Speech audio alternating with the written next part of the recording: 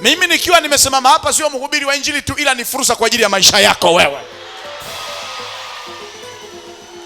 Ni fursa yako, sio fursa yangu mimi. Ni fursa yako. Ukinisikiliza carefully, unapata fursa. Ule mstari wa ni Kutoka Mungu akasikia kuugua kwao. Yawezekana na mimi, ndio maana nimekuambia sikusimama hapa kwa sababu mimi naugua. Mungu amesikia kuugua kwako wewe. Naomba, let me tell you something. Ni hivi, hakuna kitu kinachofanyika siku zote za maisha ya binadamu ambacho Mungu hafahamu. Ni kuimba kwaya, ni kuimba nyimbo za sifa, ni kuimba praise team, ni Sunday school.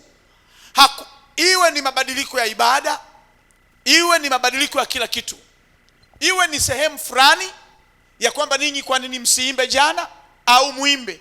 Hakuna kitu ambacho Mungu hahusiki. Iwe ni makwazo kwenye eneo la ndoa au kwenye uchumba, hakuna kitu ambacho Mungu huwa hahusiki.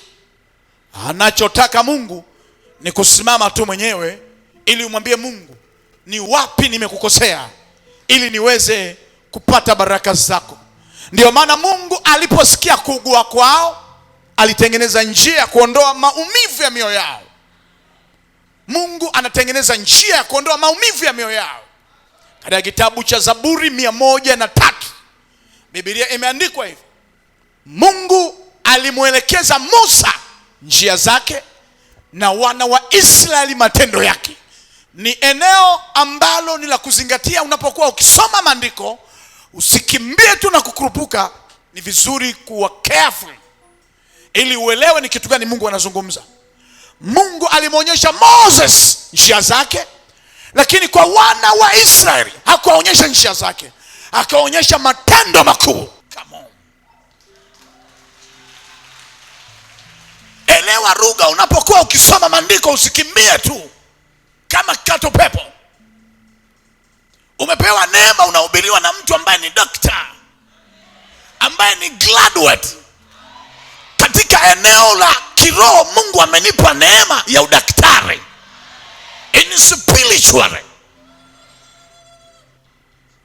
Mungu amenichagua nafahamu.